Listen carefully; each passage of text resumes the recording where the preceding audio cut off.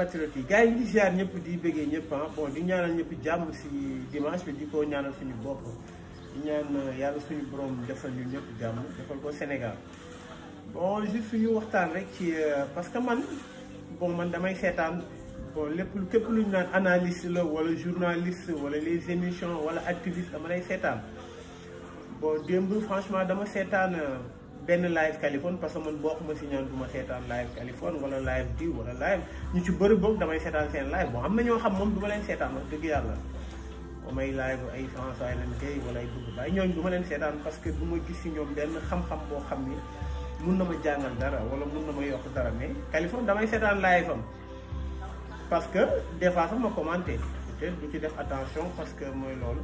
mais loo xam ni képp ku ma xalaat ni tu as un grain de patriotisme wala bëgg nga Sénégal tout court parce que loolay patriotisme man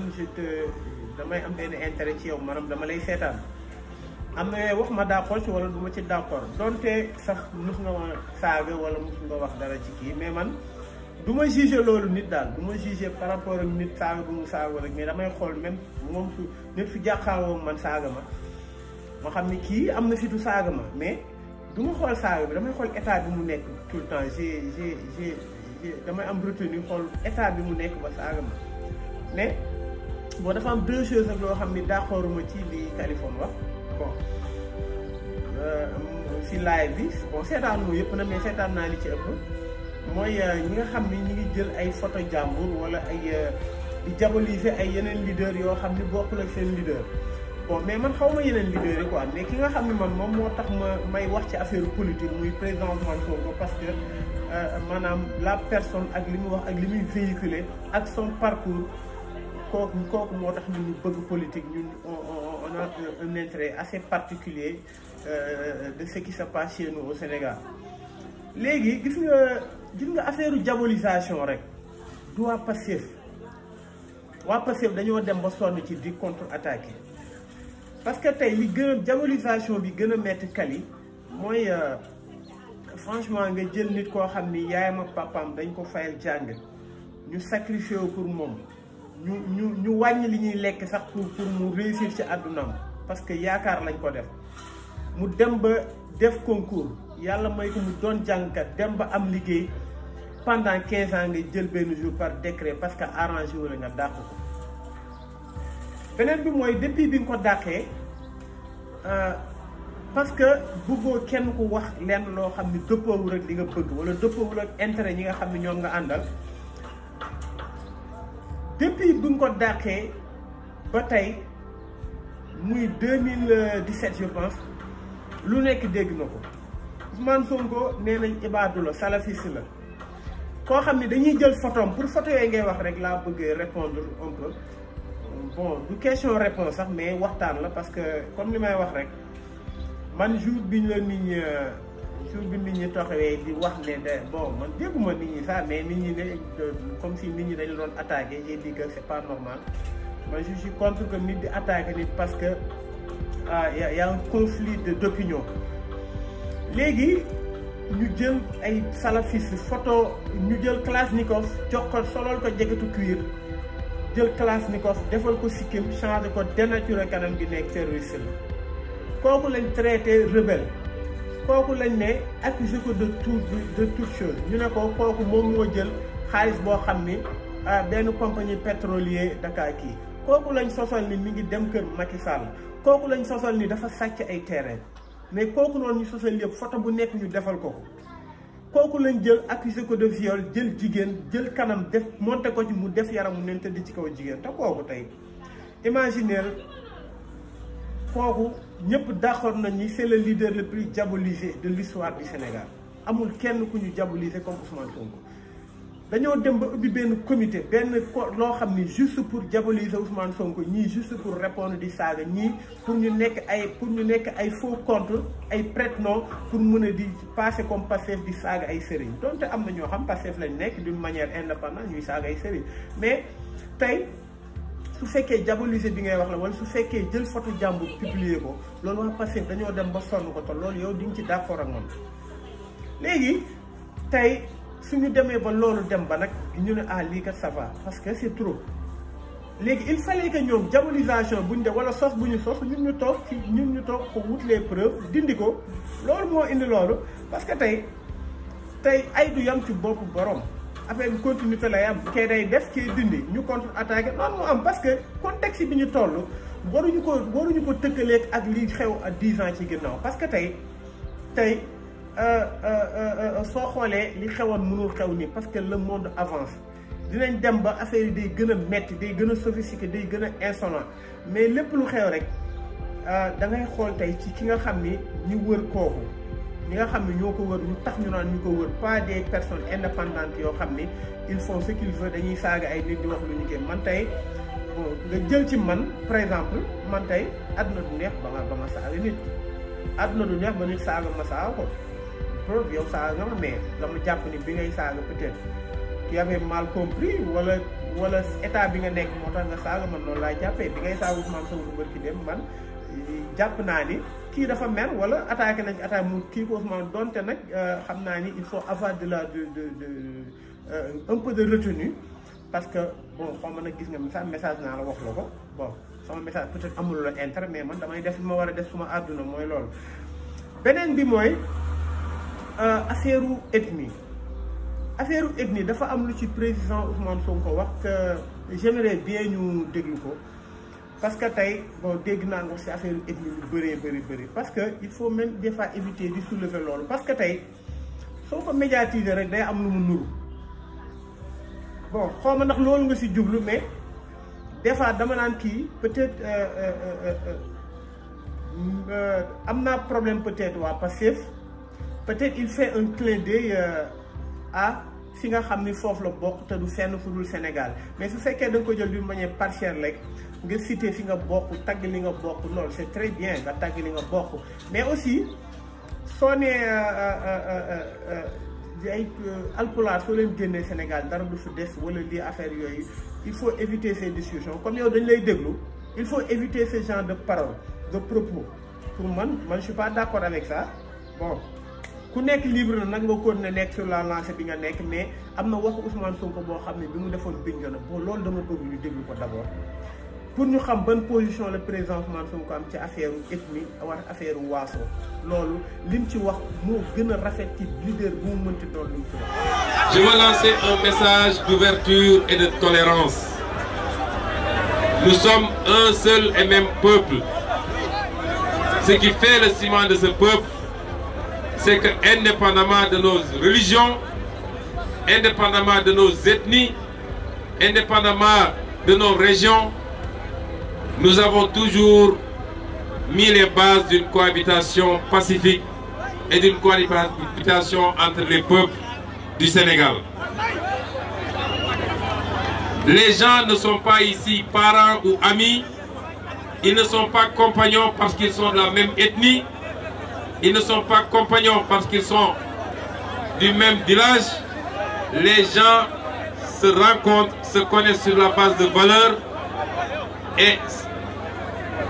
instaurent un compagnonnage de qualité sur la base de ces valeurs.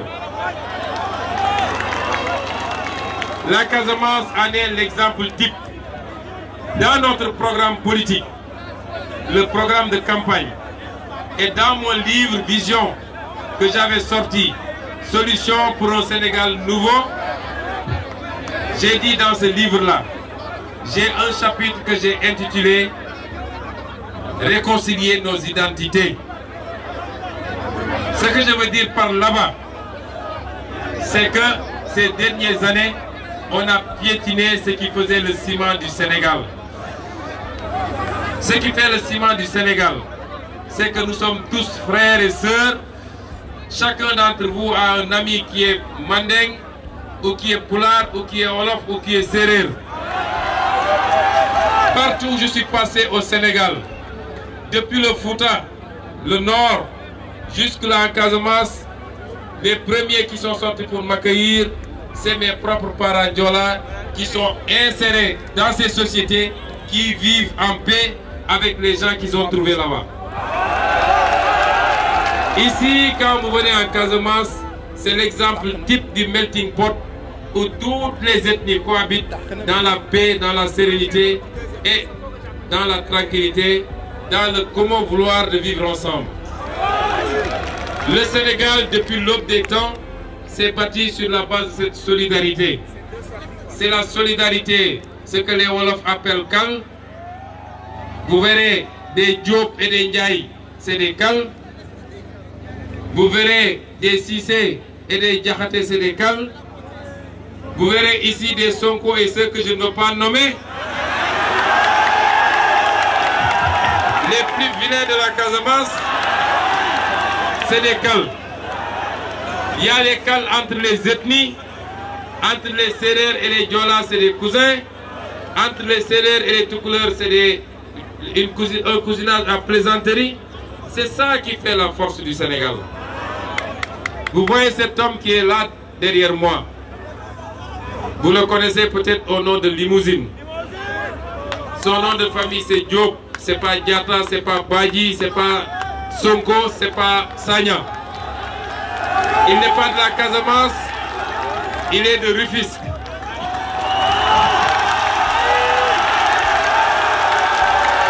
Mais cet homme que vous voyez là, il est prêt à donner sa vie pour me protéger moi. Et c'est ça le Sénégal. Il faut qu'on refuse que des aventuriers politiques, obsédés par un second mandat qu'ils ne peuvent pas avoir à partir de leur bilan, viennent mettre les Sénégalais les uns contre les autres, nous sortent des histoires d'ethnie. Les histoires de Netoukou Bandoum, ce n'est pas sénégalais. Vous de la Casamance, vous allez voter massivement pour Ousmane Sonko. Mais vous ne votez pas pour Ousmane Sonko parce qu'il est de la Casamance. Votez pour Ousmane Sonko parce que vous savez que je suis le meilleur candidat pour le Sénégal. Vous votez pour Ousmane Sonko parce que vous savez que j'ai le meilleur programme pour le Sénégal. On ne vote pas par ethnie. On ne vote pas pour une ethnie. Pour une ethnie, on ne vote pas pour une race, on ne vote pas pour une région. On choisit le meilleur d'entre les 5 candidats pour sortir le Sénégal du gouffre dans lequel il se trouve.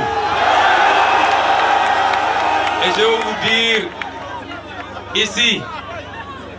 que vous devez être fiers que ce meilleur candidat-là, c'est votre fils Ousmane Sonko. kon mi ngi noonu mais nga gis tey wax dëgg yàlla président Ousmane Sonko quoi qu'on puisse dire nekk na leader boo xam ne moom moo njëkk ne bi Macky Sall naan Fouta sama titre foncier la ak dem Fatick naan fañing fa waa Caacaar président Ousmane Sonko moo ne bu leen ma votel parce que fii laa dëkk bu leen ma votel parce que ñoo bokk ethnie bu leen ma votel parce que région bi la da ngeen may votel parce que da ngeen yaakaar ni man maay candidat di gën kon kooku tey lépp loo ko mënti reprocher loolu war a ci bokk donte bokkatoo leen gis-gis wala bokkatoo ñi mu àndal gis-gis ñu ànd ak moom te bul juger toujours Ousmane Sonko par rapport ak nit ñi lay message da ngay def erreur. Vous pouvez continuer sur votre lancée respect bi gars yi am ci yow du deñ sympathisants yi nga xam ne Pastef la ba pare jàppoon la ndax Pastef wala jàppoon la ndax peut-être dañoo gis ni li ngay wax dëgg la ci yow loolu mënul deñ mais bul changer le combat ak quelque chose loo xam ne dina mën a nekk luy lëndëmal xel yi bon parce que tey lu mu metti wax yi nga wax noonu tey am na ñoo xam ne suñ ko déggee ñuy alpulaar wala ñuy beneen kii dinañ ko jàpp te dinañ am luñ ci gëm looloo war a tax ñu kii léegi damay wax ni képp koo xam ne alpulaar nga wala joola wala soos wala ku mu ci doon que Ousmane Sonko li mu gën a bañ mooy koo xam ne mi ngi tëkkale ay waaso mi ngi tëkkale ay ethnie mi ngi tëkkale ay waxu fii laa bokk wala fee laa bokk na ci lu mu njëkk a combattre kon loolu amul kenn ko Ousmane Sonko tey su sañoon Fuuta lay dem ñu dalal ko te loolu lay def incha allah su sañoon tey day dem Chine Saalum séeréer yi dalal ko su demoon day dem Casamance parce que lépp benn la ko def Sénégal li mu Ousmane Sonko moo ko waxoon su baaxee baaxal ñëpp su bonee bonal ñëpp kon ça dit que muy activiste bu mu mënti doon nañ leen éviter sax di wax ci affaire kii fii la bokk wala man alpulaar la wala man séeréer la wala man soose la man je crois pas à ça man tey bi may wax ba léegi man bi may dalee def samay analyse ba léegi kenn mënul xam lan la. kenn mënul xam lan la parce que du ma ko mentionné je le mentionne pas parce que c'est pas important l'importance mooy que je suis un Sénégalais te tey président Ousmane Sonko leneen li may daaneel rek tey man bi ma jàppee Ousmane Sonko dëgg xam ne kii kat yàlla suñu borom moo ñu ko tànnal te du jaas mooy jour bi ñu ko nee affaire jiiñee affaire viol jigéen parce que nag nguur gi ñu jàkkaarloo Macky Sall képp koo xam ne bëgg na la faagaagal ci xaalis wala ci dëngate wala ci luubal la lay jàppee parce que kum ci mës a napp jàpp na la kum ci mës a napp jàpp na la tey ay nga jël ay certains leaders politiques muy Karim Wade Khalifa Sall affaire xaalis lañ leen jëlee tëj leen écarté leen nga jël ay journalistes nga jël ay Pape Ndiaye nga xam ne journaliste la affaire xaalis lañ ko rëbbee ba jàpp ko kon ça dit que Ousmane Sonko li ñu soxla ci leader maanaam jub doylu loolu lépp mi ngi ci moom mag ñu baax ña nag ak xut bu yàgg mag ñu baax ña mooy yenente ñi ci ëpp bi ñu leen bëggee jàpp dëgg mënuñu leen jàppee ci xaalis parce que yonent yàlla yi bokkoon nañ seen caractéristique ñu doylu woon ñoo xam ni métti sonalu leen métti dañ koy mën a kii ndax ne tawfiid bu ñu am maanaam gëm-gëm bi ñu amoon ci yàlla mais am na ñoo xam ne jigéen yóbbu na leen jigéen yàqal na leen biñ demee ba Ousmane Sonko ñu dem ci affaire jigéen affaire mœurs ci moom laa xam ni kat waa jaa ngi nii dëggantaan gëmoon naa ko waaye gën naa ko gëm mu def ay preuve am gis nga lii ngay gis leader yëpp di ko wax taxaw di wax ay woote ay kii panafricanisme ay patriotisme loolu yëpp Ousmane Sonko bi mu koy wax boobu nekkul woon sax député bi muy wax loolu dëgg ñu koy invité ay TFM ak ay rajo yu télé yu ndaw ay Pape Alé muy wax affaire panafricanisme muy wax affaire souveraineté économique muy wax affaire patriotisme économique muy wax affaire bëgg ca réew affaire tànn sa réew avant ngay def leneen sa réew doon priorité loolu gars yi leader yi xalaat yu ñu ko woon sax Ousmane Sonko discours bi moom amul kenn koo xam ne mi ngi koy wax tey li ma leen wax rek laa leen waxaat gis nga politique Sénégal moo tëddoon noo xam ne tey bu ñu dara jaaxal tey soo seetaanee démb sëñ Abdou Mbacke Baara Dolli xaw ma sëñ Baara Dolli xaw ma Abdou Mbacke boobu li mu wax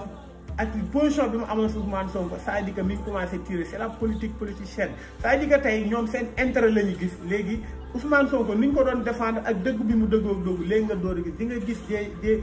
ay tir de tout bord kon c'est-à-dire que nañu pare xam ni li ma gëm man moom laay gëm te moom laay wax ba léegi fii Sénégal benn leader laa gis koo xam ne xam naa ko wóolu naa ko sañ na maa teg sama loxo ci taal mooy ki nga xam ne moom lañu yàlla suñu borom tànnal mu Ousmane Sonko léegi nag leen am na ñu ne gars yi ñu ngi tëj ak activistes yi pour mën a jar ci Ousmane Sonko gis ma Ousmane Sonko li nga xam ne moo ko protégé woon ba Macky Sall dem ba dee ni jàpp na ko bàyyiwaat ko ñu weñ loxo mu bàyyi ko mais lu ko raw fi nekk wiiri jaari ndaare gis nga jàpp kii jàpp kële tëj kee taxal kee li may wax rek mooy gars yi nañ gën a moytu te gën a doylu surtout tey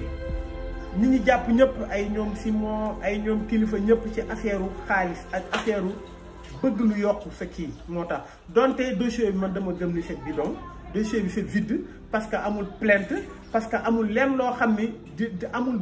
jàpp ñoon flagrant délit ba ñu tëj leen di def ay instruction loolu c'est instrumentalisé bon loolu laa gëm man loolu laa gëm yàlla xam nag liy dëgg mais dama lay wax nañu gën a doylu te xam ne li nga xam ni moo protégé Ousmane Sonko mars ba gars yi jàpp ko bàyyiwaat ko par force man gis naa ni lu ko raw moo fi ne te ñi ngi fawee loo xam ni jël Ousmane Sonko mettre ko sous contrôle judiciaire tey gis nga liy jàmm mooy gars yi joxaat ko ay delloo ko ay droit am delloo ko passeport am parce que lii nii gis nga su demee ba jub nee nañ Macky Sall dafa bëgg créer benn provocation Macky Sall créer provocation Macky Sall il n'est pas prêt à une confrontation parce que confrontation boobu ce sera populaire te amul lenn ko mun a téye te ñaan ñu ko sax yàlla kon li am solo mooy Ousmane Sonko le fait que nga téye passeport am amul lenn loo ciy gagné amul dara loo ciy gagné nga jox ko passeport am mu mën def ay déplacement am pour le bien de tous les Sénégalais parce que nag des fois trop c'est trop loo gis nag dafa am àpp kon gars yi damay waxaan ñi nga xam ne yëpp ñi ngi gëm Sénégal ak boor boo mën ci doon parce que nag am na ñu nekk APR gëm Sénégal mu doon ñëpp ku nekkul Pastef rek baaxul am na ñoo xam ne activité loo xam ne bokkuñu lu ñu gëm mais bokkuñu gis-gis mais li ñuy wax dañ ciy génn Ousmane Sonko nga xool ndax mi ngi jariñ Sénégal te loolu laa jàpp pour man soo dégloo Kaliphone nga dégg li ngay wax yëpp objectivement li mu wax yëpp am na yu bëri yoo xam ne da ngay xam ni dëgg la donte yoo xam ne du ma ci d'accord parce que Fat Ndiaye Tampi li mu wax ci moom dëgg la Fuuta metti na am na fu metti mais am na ñoo xam ne yëguñu mettit bi noonu la demee kon c'est-à-dire que nit ki suñuy wax kon dama wax sama mbokk patriote rek bu ñu tirer tout le monde à bout de champ su nit waxee nañ xool ndax li mu wax yëpp en dehors de Ousmane Sonko parce que su fekkee moom gëmul Ousmane Sonko am na ci droit mais en dehors de Ousmane Sonko dafa am lu jiitu Ousmane Sonko muy Sénégal su fekkee li muy wax franchement ça touche le Sénégal li muy wax franchement am na loo xam ni am na lu ci bëri yoo xam ni c'est une part de vérité loo xam ni kenn mënu ko dindi nañ ko accepter te bu ñu tirer nit parce que dafa wax ci leader bi wala dafa wax loo xam ne nekku ci leader mun nañ ko répondre partiellement mais ñu nangul ko leneen aussi kon gars yi loolu laa amoon lu may wax affaire président Ousmane Sonko ak ay waaso ak ay kalak yooyu Ousmane Sonko daf cee tranché daf ko bind sax ci livre lu benn leader musul def Sénégal amul divisé même ñun ñi nga xam ne dañu nekk ay analystes yi ñii doon ay activistes yi ñii doon ay politiciens waruñu sax wane fu ñu bokk man góoma ni sax dañu war a wane suñu bokk man su ma sañoon sax président Ousmane Sonko dootul wane sax ay affaire yu joolaa laa wala kii Macky Sall dootul wane séeréer laa wala alpulaar pour man tey le Sénégal ça prime le Sénégal mooy priorité lépp te loolu la ñu war a jiital ñu éviter wax yi nga xam ne day indi affaire fii laa bokk ay suñu lay amoon nag soo leen di indee ci ay affaire ay kii ak alpulaar yi ñoo lii ak séeréer di wax fii loolu dafa ñaaw te jaru ko parce que du lenn moo ko jar ci àdduna loolu dañu war a préférer sax tëj suñu chaîne suñu naree suñu demee ba loolu la ñu war a wax wala suñu demee ba koy marché ne sax ñu noppi moo gën kon gars yi ñu ngi ziar ñëpp di bëggee ñëpp di ñaan ñëpp jàmm wasalaam